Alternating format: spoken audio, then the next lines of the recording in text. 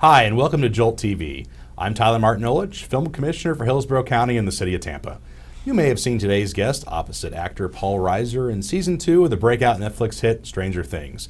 But before traveling to the Upside Down, our guest acted and directed dozens of features, short films, and commercials. His film 100 Tears was recently named among the top cult horror films of all time by iHorror.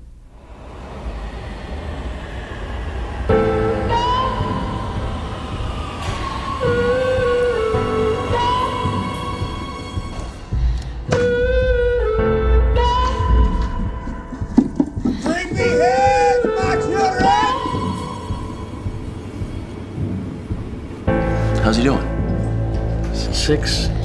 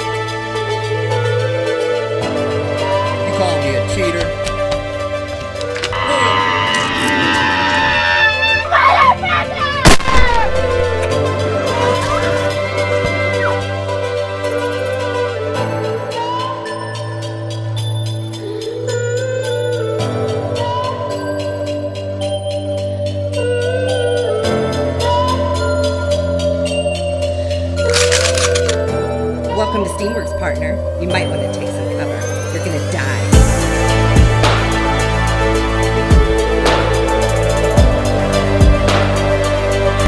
Kill these bastards.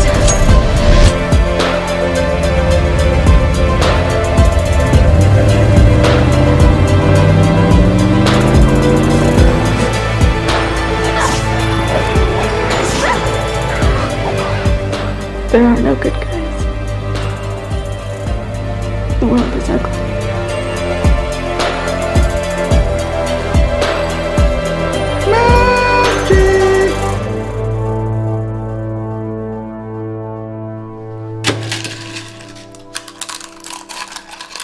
It's my pleasure to welcome Joe Davison. Hello, sir. Good to see you, buddy. Good to see you, man. Thank you for coming in today. Yeah, thank you for having me. So I wanted you to come in today and talk specifically because you wear so many hats on a film set. You're an actor, you're a director, a screenwriter, author. You've done so many different things.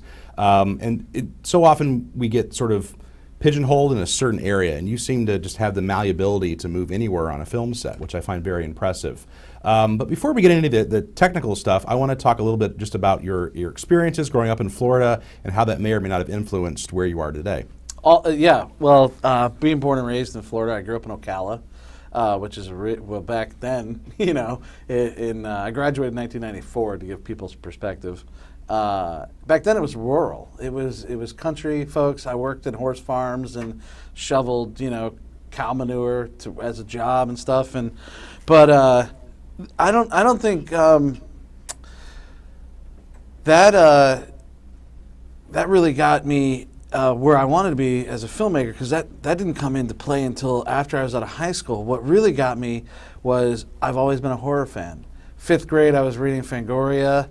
I was running down the street. We had this little 7-Eleven, and they had Fangoria there. So every month I'd run down there and buy a copy and bring it home, and then my mom would throw it out or whatever. But that's what really got me into wanting to be a filmmaker, was reading Fangoria.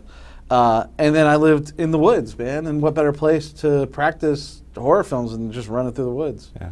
So when you were 5 years old and someone asked you, what do you want to be when you grow up? What was your response at that time? Spider-Man. Spider-Man. Yeah. I probably would have said Wolverine, but yeah, Spider-Man. I totally Luke Skywalker. Get that. So how do you transition from someone living out in the boonies of Ocala, inundating themselves with all kinds of horror fan fiction and Fangoria magazine, and I'm assuming consuming horror movies? Yes. How do you translate that to then wanting to be a filmmaker? I don't know, because I got started in comedy. I was doing I was reading and watching every horror film I could get my hands on, you know, and I was lucky enough. We were probably lucky enough to grow up on the real independent films, which was like Evil Dead and Evil Dead 2 and Bad Taste with Peter Jackson, and then he did Dead Alive or Brain Dead, whatever you want to call it. And those are the films I was watching: Rawhead Rex and The Howling and Ghoulies and House. Those were really great indie horror films, and those are really my biggest influences. But I had no idea how to achieve the goal of becoming a filmmaker. I didn't even know that was a thing. Yeah. I didn't know that was, you can go do this too. I just happened to, after high school, I met this group that was doing sketches on public access in Newport Richey called the Sidewalk Cracks. And this girl, she was like, "You need to be on this show. You're hysterical." I was like, "Okay." She was hot, and I was like, "Yeah, let's do it. I'll follow you anywhere." And then she was married, but whatever. So, yeah, I started doing sketches for this show. We would write the sketches over during the week, and then we'd shoot on the weekends and air on Monday nights. I did that for like 5 years, I think. And then that led me into doing improv on stage, which I did for a very long time. And then that just led me into finding filmmakers, and I was like, "What is this? You can make a short film? What do what does that mean?" And then we just started doing it, and not to run on. No, I find that really interesting. When you think of the best horror films, they're always punctuated with moments of comedy. And I think you need that release valve as a director or a screenwriter, knowing that you can't have people at 11 the entire length of a movie. You have to be able to slowly bring them back down so that the next scare has that punch to it. And I find a lot of directors use comedic moments to sort of lighten it a little bit. Knowing your background as far as being an improv actor, how has improvisation helped you in the writing process? Because of improv, I can write. And that's a fact, because improv, even though it seems like it's off the cuff, it really isn't. There's a lot of rules to improv. And I follow those same rules, 6 to be exact. I follow those rules when I'm writing a script. And that gives me, because on stage, you get something from the audience. Can I have something that fits in the box this big? And they're like, "A dildo," whatever they say, and then you're like, "No, I need loaf of bread." Whatever, fine. So in writing, and then you need your environment too. So you say, "All right, I need a place for these two people to be. Where are they?" "They're on a submarine." "Okay, and it's about a loaf of bread, and this is his boss, and this guy's a espionage," or whatever. So that's the same process I use for writing. I generally come up with a scene while I'm just driving around, and I'll be like, "Oh man, wouldn't it be cool if this dude had to jump on the back of this truck to get to the front," to whatever. So then I think about that for a couple days, and then I go home, and I'm like, "All right, I'm going to write this script," and I just base it off those rules of improv: environment, relationship, conflict, raise the stakes, higher resolution. Yeah. That's it. That's all you need. Yeah, I think that's fantastic. I mean, this is sort of filmmaking, screenwriting 101, but there's this concept of causal relationships. And if anyone's taken a basic high school science class, they know a causal relationship, every action has an opposite and equal reaction. And I find so often in young screenwriters, there's a lack of want or tension in a scene, and I think improv teaches people to find that conflict and then work against that conflict. I basically tell any aspiring actor, writer, or director, because I get it all the time. We get Gasparilla or Sunscreen or any other festival or convention. What do I need to do to become a better actor or become a writer or become a director? And I say, take improv. Just go take improv for a year. Don't think about anything else.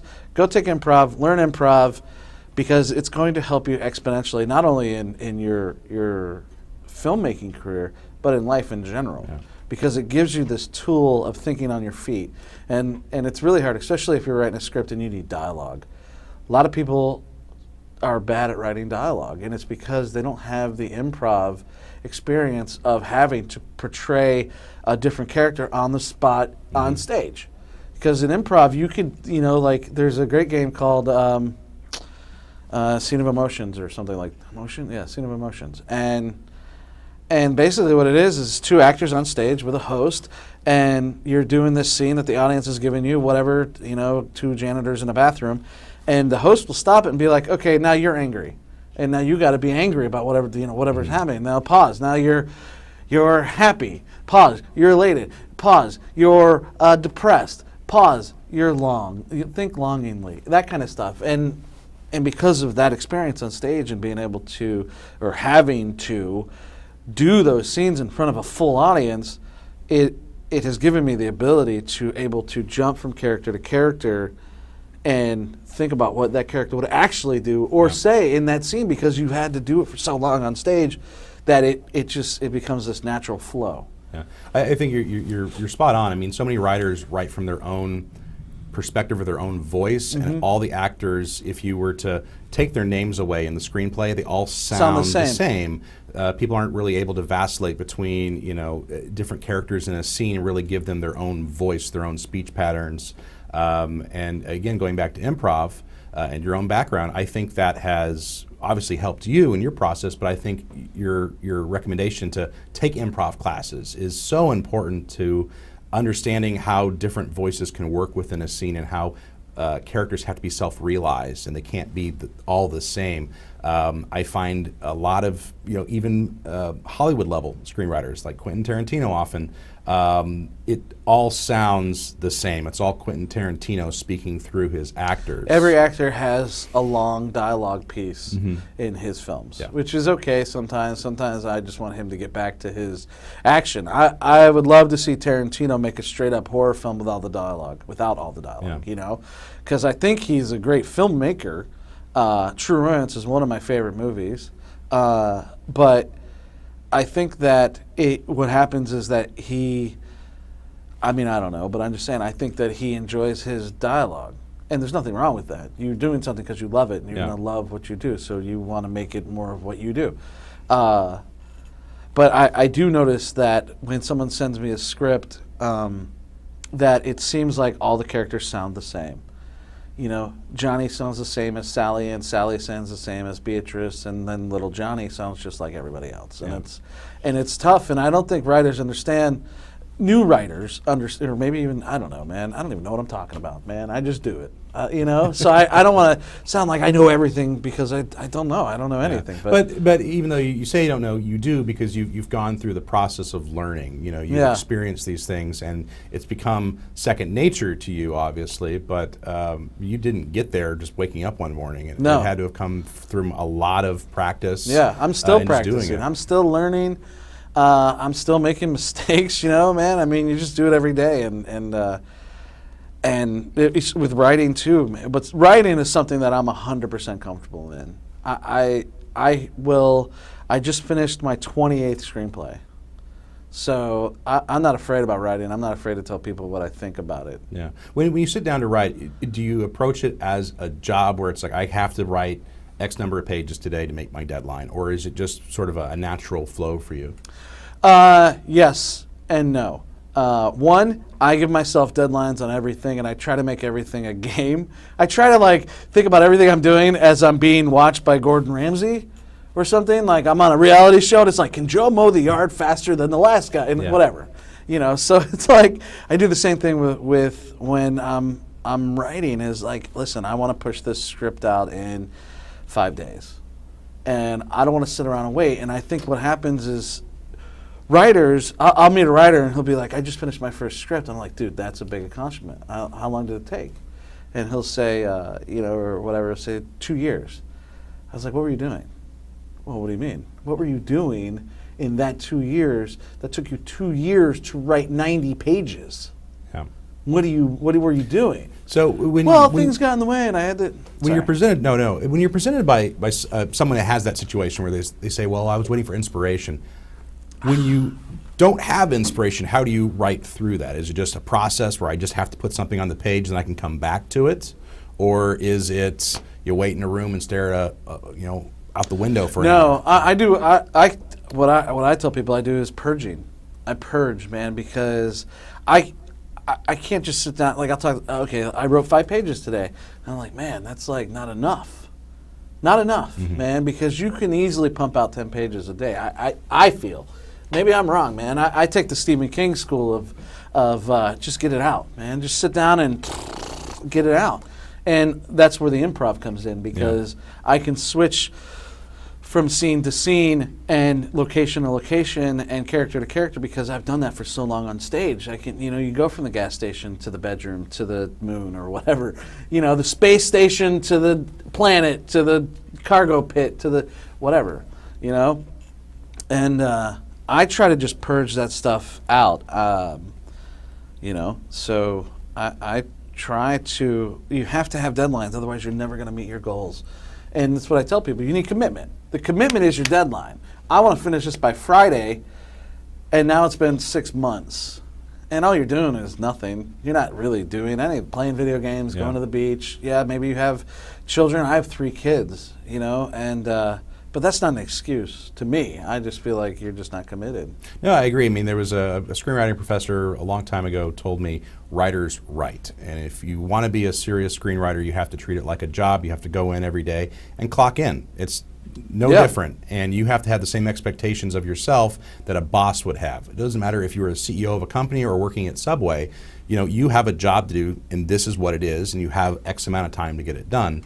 And a good professional writer will go in, and even if it's just crap they're putting out on a piece of paper, they at least are pushing further into their story, their script, and then you can always come back and revise, which I'm sure you do tons of revisions. Always. I want to transition now away from screenwriting, though we'll come back to it here in a little bit. Before we get into your own movies, I want to talk about what your earliest influences are as far as films go. You mentioned Fangoria Magazine, but I have 2 specific questions. One, you're obviously a horror aficionado, so what was your favorite horror movie? And 2, what is your just general favorite film? Wow, man. Yeah, so my favorite horror film, oh man, dude, it would have to be Evil Dead 2 or Dead Alive. Okay. It's a tie. Both are very comedic, but horrific at the same time. That's I want to live in that genre. I'm having a hard time right now because we're trying to get a movie off the ground called Hank, and it's a horror comedy. And what I'm noticing is people don't understand the genre. Investors don't understand the genre. Filmmakers and horror fans understand the genre because movies like Tucker and Dale versus Evil was a success. It wasn't a blockbuster success, like Transformers or something, so it gets ignored. But it's still a success, and that's where I want to live. I want to live in this horror comedy genre. Like, I'd love to be the Kevin Smith of horror films, but he's doing horror films, so I can't do that. So basically, I'm the Joe Davison of horror films. I don't know, but that's what I want to do, man. I want to make horror comedy because I love the fantastical, which is the craziness that a horror film offers, such as Tucker and Dale versus Evil. Because if you saw a dude dive into a wood chipper, you're just going to stand there for like 2 hours and go, that dude just killed himself for no reason. But, that's what I love about the horror, the horror genre, and then I love the comedic side because Hitchcock said it best, man. You have to let your audience breathe. So I love to build up all these action-y horror scenes and then just drop a one-liner out of nowhere because people are like, well, that's not real. No one's really. No, shit, it's a film. I'm not making reality, man. If I want to make reality, I'll go watch Desperate Housewives or whatever. I don't care about that stuff. What I want to do is create a character that people are going to remember, and they're going to be like, man, it was so funny when that guy said this, or he pulled out the chainsaw and was like, come and get it. Yeah. That's what I'd like to do. So knowing that's your influence, I'm assuming Evil Dead or Dead Alive are 2 of your, not just horror films favorites, but also among your favorite films among of all time. My favorites. But my favorite film of all time is Big Trouble in Little China. Okay. Which also has some horror elements. It's horror comedy. It's horror comedy. Yeah. It is. You don't know until you try. With Russell. Nope. Who's Kurt Russell. Kurt Russell, thank you. Yeah, I thought you were going to say Russell Crowe. No. That'd be a different Big Trouble in Little China. Kurt Russell doing his best John Wayne interpretation. Yeah. What a phenomenal film. But let's talk a little bit more about horror before we again get into your own films. If you were an audience member sitting in a theater and you're watching whatever the next slasher flick is, and you were cognizant of the fact that there's 100 other people sitting next to you, it's a two-dimensional screen that has a three-dimensional image being projected onto it in a giant room. How is that horrific? How is a director or a writer, how do you translate a genre that shouldn't be horrific or scary and make it scary to an audience? What are some of the elements of a horror movie that you think really sells the scare? That's a very interesting question because I don't go for the scares because I had comedy. And I think the difference between something like The Conjuring, which is straight up a horror film and amazing, and again on my list of top 5, even though it's a fairly new film, I still think it's fascinating. I think the way the whole movie tied together at the end in the basement and how they were trying to get to her, and I just thought the elements of The Conjuring is like a solid horror film. It's solid. It's from start to finish, the through lines are all there, and it even did better than they thought, and it also ended up getting spin-offs, Annabelle and Conjuring 2, and so the scare factor, I think there's two things. One is the jump scare, right? Which is, you're sitting there and you're watching this girl, she's in this house alone, or a dude, or whatever, and something's about to come out. Doesn't matter what it is. Friday the 13th was good at that, the very first one. And then there's the music stab, which also helps. Hard piano key, that kind of stuff, and then you jump. I generally replace the jump scares with a comedic line. So that's where the horror comedy element comes in. I still want to see the action. I still want to see the blood and guts and the axe coming down and someone getting their head chopped off because, that shit is horrific. If you watch real videos of people getting killed, which you shouldn't, but that stuff's online. You can see an accident at work videos and a girl getting crushed by a forklift or whatever. So that's just bad stuff, man. I don't want to really watch that in a film. Just like I'm not a big fan of like dramas. I don't need to watch a movie about a guy who can't keep a job and is alcoholic and abuses his wife and they got a kid. And I don't want to watch that stuff. That's real life, man. People suffer that stuff every day.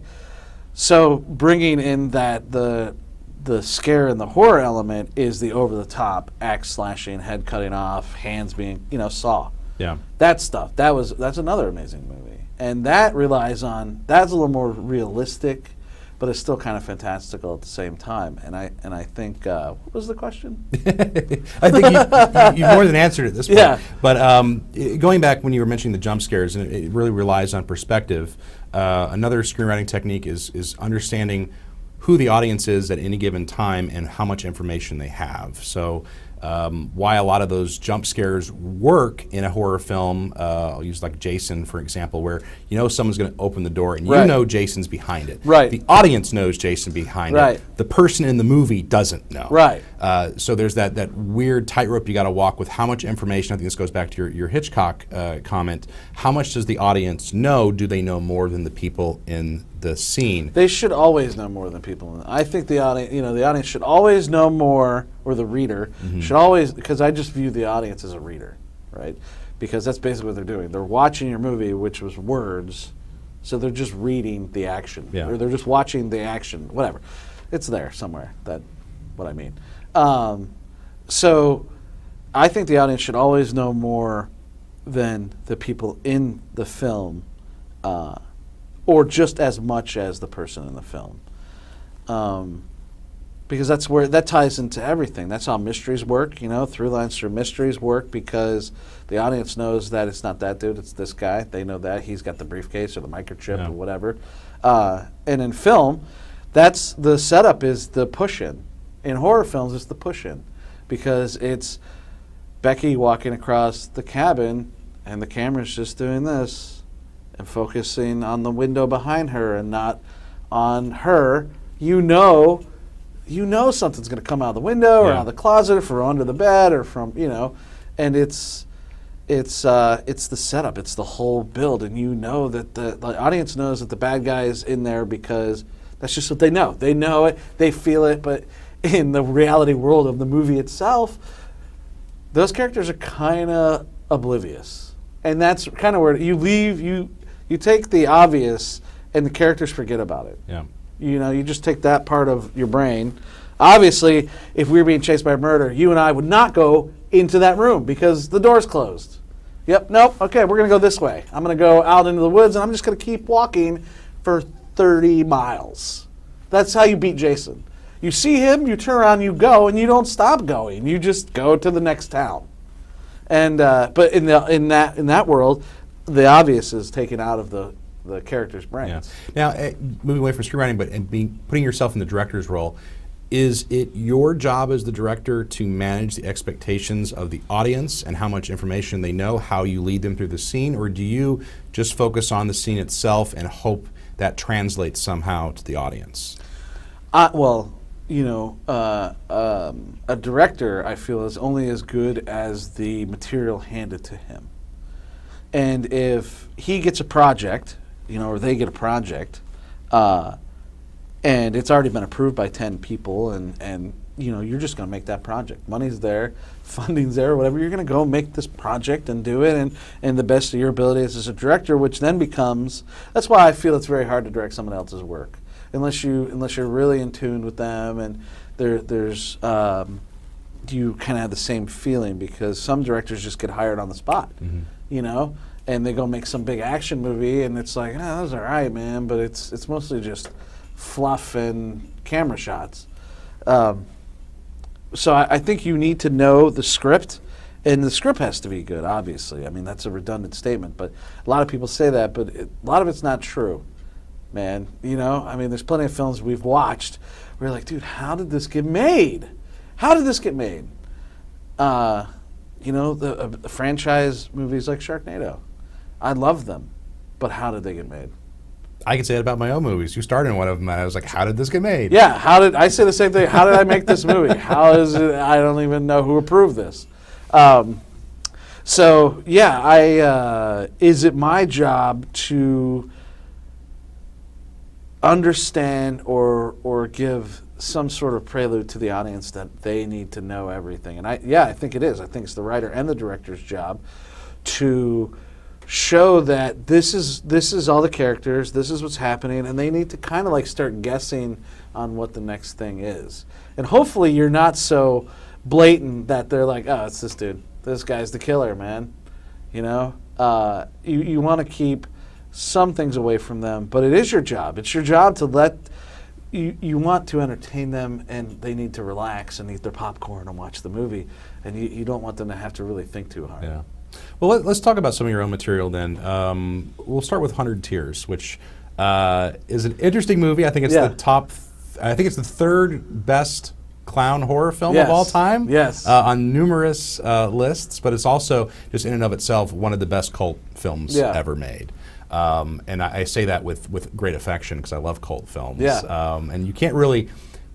Did you know when you were making 100 Tears that it was going to be a cult film, or you just thought this was a one-off? No, because all I had was headaches. You know, it's different when you're in the field, man, and you're standing behind the camera, and you're like, can we just get this shot, guys? Come on, man, it's 2 a.m. Can we just... And, you know, so Marcus Cook and myself, you know, by the end of the film, it was just him and I. Man, it was just him and I in an empty warehouse with an actress who were just killing, you know, and you know, of course, Jack Amos was there as Gertie and stuff, but it was Jack Amos, who plays Gertie. He brought his old school Meisner technique to the character, which is something I'd never, you know, it wasn't something we were looking for, but it was something we needed that we didn't know we needed. Explain that for the audience in case they're not familiar. So basically what he did is he just internalized everything. And Meisner was an acting teacher from a long time ago. And a lot of people take that course. It's not really it's not like method acting, but it's to go deep into Meisner, we need like a whole nother show. But anyway, so Jack, who's an established actor and trained actor, you know, he brought in this Meisner technique, man, and it was really interesting, and it worked for Gertie, and it brought realness into this crazy world that we were just trying to have some fun in. Yeah. So, and no, we had no idea what we were doing. Yeah, we didn't know what we were doing, and we didn't know what it was going to be, and we were just two kids trying to make this thing happen. And I'm still trying to do that every day. So I'm trying just to be a host here, and I should have asked you, give us a setup for 100 Tears in case someone hasn't seen it. So 100 Tears is about Gertie the clown, who was accused of being this something he wasn't, right? And the circus kicks him out, and then he finds out 20 years later that he's got a daughter, and he wants to meet his daughter, man, and no one's giving him answers. So he just starts killing everybody until he gets the answers he wants. And then he meets his daughter, and then she's just as crazy as he is.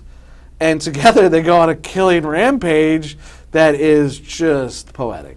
And, you know, but they get their just desserts too, or do they? We've been trying for a long time to make 200 Tears, and it just seems like it's not in the cards, which is sad, man. Yeah. You know? But, I mean, I also think it'd be difficult to reinvent the wheel and give us Agreed. something new. It's something that's not needed. Yeah, well, I mean, I'm sure people would love a sequel, but can you capture the magic again? I think this goes to my next question. It's like, because 100 Tears turned into a cult film, what, in your opinion, makes a cult film? The fan base. That's it. Because you don't know, you can't go in going, we're going to have a cult film. And because you not going to have one, you know, because you don't know. It's all from the fan bases. It's all from, you know, true. Especially horror film is its only genre. It's the only genre that has its own conventions. There ain't no action convention out there where you're getting Jason Statham signing autographs and stuff. That will never happen. And I think that's why horror gets a bad rap, is because it's the most beloved genre. And the actors in the genre understand that it's the fans, and they're going to go talk to the fans, right? I would rather hang out with, you know, Doug Jones, because he understands. He'll come to every convention. I can't think of names now. Alex Vincent, for one. Okay, Alex. He'll go to every convention, man. He will sit and talk to everybody, and he will sign all the autographs.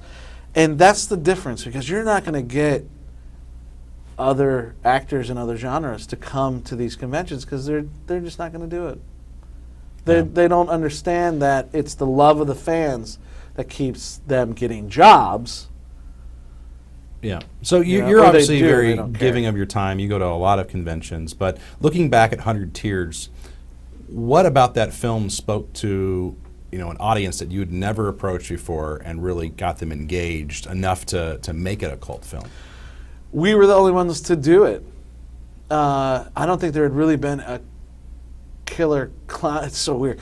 A killer clown film until like 100 Tears, because I mean, maybe there. I'm trying to think now. Like, I'm trying to like categorize the dates of clown films before ours.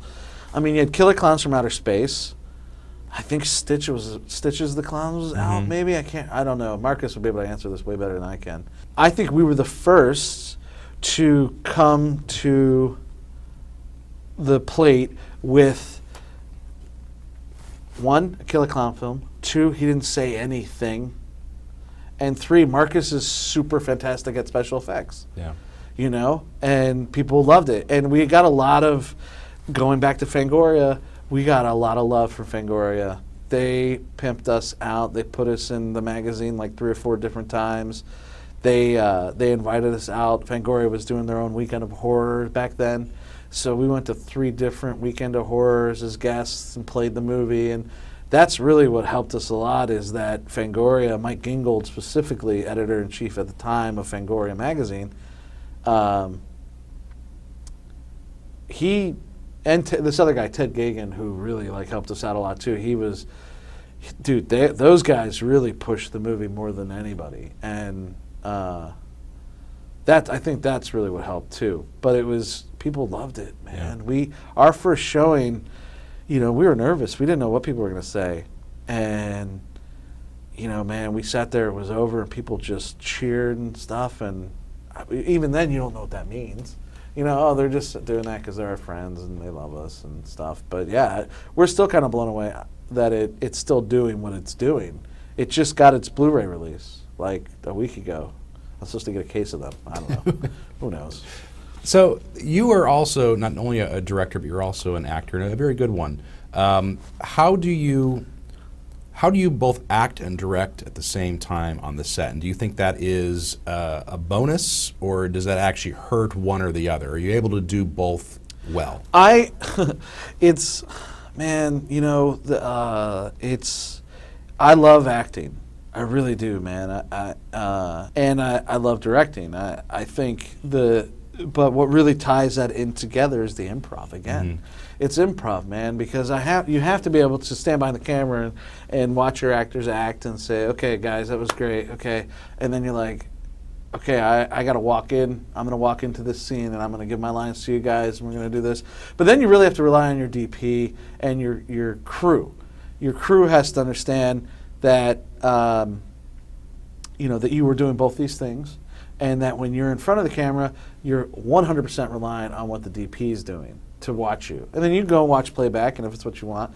What's hard is making your own adjustments. Mm-hmm. Watching yourself in the scene that you just directed, you have to be very cautious of what it was your character was doing and the mannerisms. Would he do that? Did you do that before?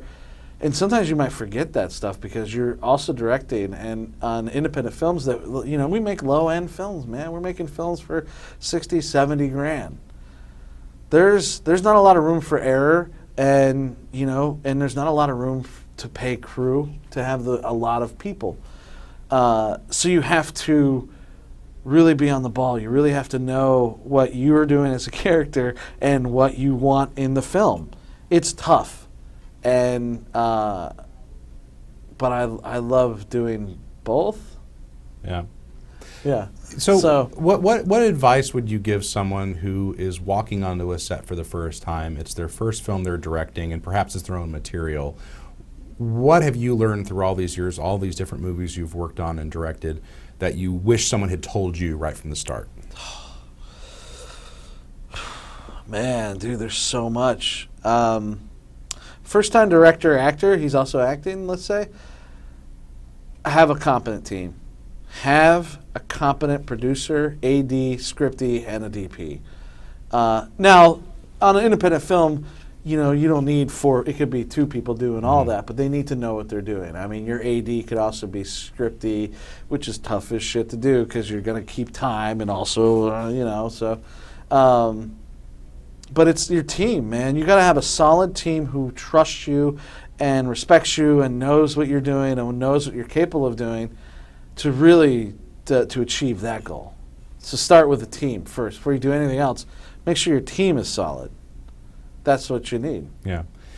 So let's move a little further into the future, and let's talk about your current film that you have just wrapped principal photography on, and you're in post right now. And I'll do it the right way this time. Why don't you describe your current film so people have the elevator pitch? Okay, so the most current film we just finished is called Beauty is Skin Deep. It was written by Jennifer Phillips. It's a great psychological thriller mystery film focused around a high school and a group of girls.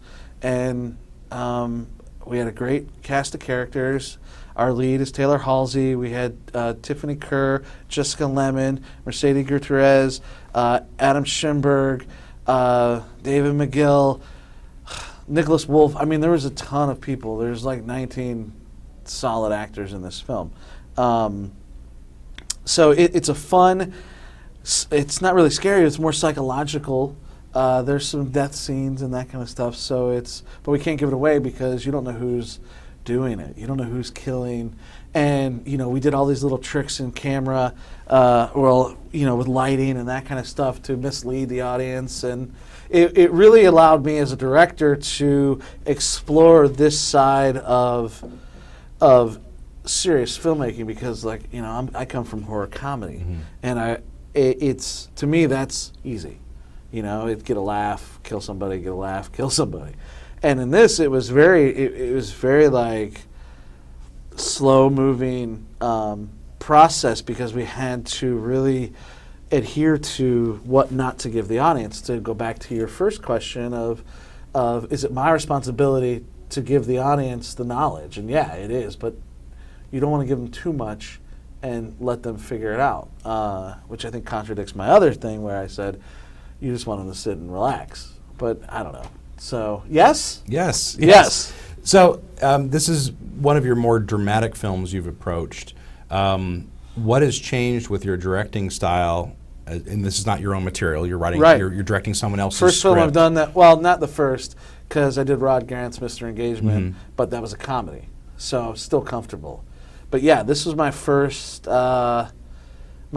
real film outside of my own that wasn't there wasn't really a lot of comedy in it. I mean, there were some great one-liners and moments, but it wasn't a comedy or a horror film. It was a thriller. And what was the question? How have you approached this differently since you're not your own work, right. and it's not a horror comedy a genre that you're comfortable in? Well, it was about the characters, and it's about the 4 main girls. Even though there's an ensemble cast, it's really about the 4 girls in high school. So my goal was to really focus on them and make sure that we camera movement. I wanted to make sure that there was a lot of camera movement because there's a lot of talking, a lot of dialogue. So to get people past these big moments of dialogue where these girls, they're legit conversations. So it's not just filler. So we wanted to move the camera a lot, and that was something that I used as our guideline was, okay, every scene starts or exits with someone coming in or leaving, and we're moving the camera. And that's how we did it. It was this thing, and then we used, like I said, to mislead people, we lit people differently, because light gives you a sense of feeling. So if we wanted to throw somebody off, we might light somebody a little bit in red, or we light them in yellow to give them kind of like, you don't like this person because yellow gives you like a sick feeling, and green gives you like an uneasy feeling, you feel ill, so you use those colors to bring out the emotion in the scene, but it's psychological. People don't realize that that's what they're seeing, and that's the approach that I took. Whereas something like As Night Falls that I did, that was more horror and fun and comedy, and we didn't have to use other elements to create the mood. You get it. They're running from this dude with a giant axe. Yeah. So now, was the lighting scheme for your latest film, was that developed by your cinematographer, or was it an idea you had, and how much collaboration do you have there? Yeah, it was my idea originally. I had said, listen, I want to do this kind of lighting. I want to put this character specifically in this light all the time. And then Jeremy Weststraight, who was our gaffer, and Malachi Cole, who was our DP, we kind of brainstormed and said, all right, in this scene we can do it like this, and in this scene we'll do it over here, and then in this scene it'd be really cool if these elements were not even in the scene but behind them and you're looking at those elements. So that it was a lot of work between Malachi and Jeremy and myself. Yeah. And I guess this is different for every director, but do you spend more time focusing on the actor or the framing, or do you sort of pass the baton off and say, I hired a competent DP, I'm going to trust his framing, I'm going to trust his instincts as far as movement? All of that, because sometimes your DP can come up to you and be like, yo, what are you thinking for this shot? Or I was looking at this and they're supposed to be at this table, but yo, man, I found this thing over here. What if we move them from that table and put them around this nook, and we lit it like this, and and then you're like, yeah, let's do that. Let's go ahead and let's take them out of that and put them in this element. Yeah. It's interesting. Everything you've mentioned as far as interactions with crew, it all seems to go back to improvisation and working within a limited constraint, whether that constraint might be. And certainly for independent films, it's budget, it's time, it's everything. But even just how you describe working with your DP, it seems very improvisational, where you have an idea, he has an idea, and you work between the two. Got to collaborate to dominate. I actually haven't heard that, but that's the way it works, man. You're absolutely right. I like collaborating. Sometimes you have to be. Sometimes I have to be the director and say, "This is the shot I want. Yeah. This is what we're doing. This is the way it has to work. Otherwise, I can't get to this next scene that we've already shot." And your DP's like, "All right, man, cool, let's do it." But I prefer the improv style of free-flowing filmmaking. Some people don't like that. They get very confused and they don't want to. They don't understand what you want because it's not written down for them, or they don't have a storyboard. And you don't have, sometimes in independent levels, man, we don't have time to do storyboards. You just don't have the time. Yeah. Your pre-production is like 2 weeks, your production's like 2 weeks, your post is like 5 years. You know? So, because you don't have there's no money or whatever, your editor is a flake, and you know, because it's independent film, and they leave, or they don't touch your movie for 6 months. Yeah. But yeah, I like to work off of a collaborative flow. It just, you run smoother. You know, you walk into a room and say, "This is where we're shooting this scene. I got 2 people talking. We can, let's put them down at the table, or we can stand up by this big bay window we got over here, and we can get some really nice natural lighting." You know, that's really what it is. And you know, no matter what it really goes off of like, what does the script say, but what do we see? So let's transition a little bit more to acting and getting away from your role as a director, and we'll talk directly to, you know, you were just in season 2 of Stranger Things, right? You're on a set that has infinitely more resources than any film that we've ever been a part of. Ever. How is it different listening to someone else direct you? Educational, you know. You go in. I went in Stranger Things specifically, just like a child. You know, I was like a big baby, and because I didn't, you don't. First of all, I'm on set in Atlanta at Screen Gems, and I'm just standing there and I'm looking at all these trailers and stuff we can't afford, man. You know, and it's like, oh man, why can't I? My first thought as a filmmaker is, why can't I get this shit, man? Why can't I get a full roving craft service trailer that has its own, that just drives around everywhere? You know, but when someone like Noah Schnapp, you know, or David Harbour come walking around the corner and you're talking to them like, you know, because you're working with them, you're a coworker now. Yeah. And you're talking to them, and you're just like, man, I don't know why I'm here, you know, and but infinitely way more money. I mean, the set that I worked in alone was more than any budget I had for any of my films, man, and that was just this one of their sets, and I just stood there for, I don't know, man. I'll never forget it, though, man. I'll never forget. Were you a fan of the series before getting approached? Yeah, season 2? I had just binged it. I had binged it 2-3 days before Amy, my agent, called me and said, "Hey, you have an audition for this show called Stranger Things." And I was like, dude, I just watched that. And it wasn't big yet. It hadn't taken off. It started taking off like, I don't know, 72 hours later. I got the audition, did the audition, and then this stuff started popping up about Barb. And I was like, ooh, what's this about? And then like that kind of sparked a fire, and then people just got into it, and I think it was very nostalgic for a lot of people because it was the 80s, and you know, that's where we're from, man, Goonies and the Explorers, and that's what it reminded me of. And I think that's why I was drawn to it. But man, it was like, so yeah, I was like, okay. You know, the weird thing is, man, is that I was up for This Is Us too. That show on Hulu. Mm-hmm. It was me and the other dude. And he got it, and then I got Stranger Things. But you know, he was on Stranger Things first. I didn't know that. Yeah, he's like a 2-day player. He drives one of the white vans.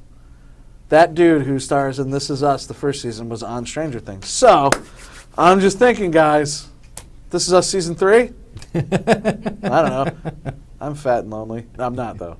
I am. So we need to start wrapping up here. Did that answer your question? It absolutely did. It was amazing. Paul Reiser I became friends with Paul Reiser, and because, you know, we were on set several days at 12 hours a day, you know, and he was someone I idolized, and the set looked like Weyland-Yutani from Aliens, and that's all we did was make jokes about aliens the whole time. And my love for the microphone I used in the show. So looking back over your entire career, if you could sum up 2-3 major points that you wish someone had communicated to you. If I was a high school student asking you, Joe Davison, give me some advice on the totality of your career. What things have you learned that, again, you wish someone had told you earlier on that you think no matter what level of crew you are, no matter what level of budget you're working on, that is just good housekeeping or good practices to get down immediately and always maintain? What would those things be? A good demeanor. One, try to be nice to everybody, no matter how shitty they are to you. Always have a smile, man, because it doesn't matter. In the end, today we're friends, tomorrow we're going to be on another set. So just be nice, you know, try to have a good time. Don't get stressed out. You know, you get stressed out on set. People don't understand that, you know, especially in our level, independent filmmaker, you're the director, you're the producer, you're sometimes the AD, you're sometimes the crafty guy, all in the same day. And then you got other people coming at you where there's a lot of fires. So I would say that make sure that you have a competent team, a solid team, be friendly, and let someone else handle the money. Don't get involved with the money. Don't get a producer, line producer, get an accountant, and don't sign any contracts till you have like 6 people read them. Yeah, contracts, don't sign anything till someone else reads it. So what's next for Joe Davison? Man, we're trying to get this movie off the ground called Hank. It's a horror comedy set in, it's very much Friday the 13th meets Evil Dead is the best way I pitch it to people. It's got $1 million budget, you know. We're hoping at this point we'll shoot it for a cheese cracker, and so you know, so that's a big. Man, it's a really cool film. It's twist. It's Jeffrey Reddick, who is our executive producer, who is the creator of Final Destination franchise. He read it, and he called me. And this is one of the highlights, outside of meeting Paul Reiser and being on Stranger Things, this is like my second biggest highlight in my career, because Jeffrey Reddick called me, and he goes, Joe, man, he goes, I get scripts every day, and he goes, I've only read 2 scripts this year that I like, and he goes, yours is the second one. And I was like, holy shit, dude. That's amazing to me that someone validated one of my scripts, like Jeffrey Reddick. The guy's worth $600 million. Mm-hmm. You know, I mean, he created Final Destination. It's like, those movies are banked, right? So, and he, you know, he wanted to come. He came on board. He's our executive producer, and he's trying to help us do everything we can to get this movie made. And to have someone like him say it's one of the best scripts he's read, and one of the most franchisable scripts he's read, that just means a lot to me. Yeah, it's a lot of validation. But it doesn't mean anything to investors. So where can people find your work? To track it down. Amazon, but my website, redgearstudios.com, redgearstudios.com. Facebook, Twitter, Instagram, Joey Gigglepants, Giggle, by the way, JoeyGigglepants. Sorry. I always forget that's your handle, yeah. And sometimes I get an email from you. It's like, who the heck is Joey Gigglepants? I thought it was Jigglepants for a while. Everyone does. Everyone says Jiggle. I read that wrong. Well, thank you so much, Joe. I really appreciate you coming in. Thank you, man. You are an inspiration to so many people here in town. You're one of the hardest working people I know. You're always out there just grinding, trying to find the next project. Dude, I got it. I'm like a shark, man. If you don't, you're going to die. Also true, and I think that's for a lot of industries, but certainly for film. And more importantly, I think you are on the upswing. You've had such an amazing last couple of months and years. I only see bright things in the future. Man, I hope, man. I could end up like, you know, who knows? Hopefully a star, and you are. in my book. So thank you everyone for tuning in today. I appreciate it. Again, my name is Tyler Martinulich, Film Commissioner for Hillsborough County. I hope you enjoyed the first episode of Jolt TV. We have more on the way, and we hope that you will continue to tune in and learn a little bit about different people in our area that are doing amazing things in film. Thank you.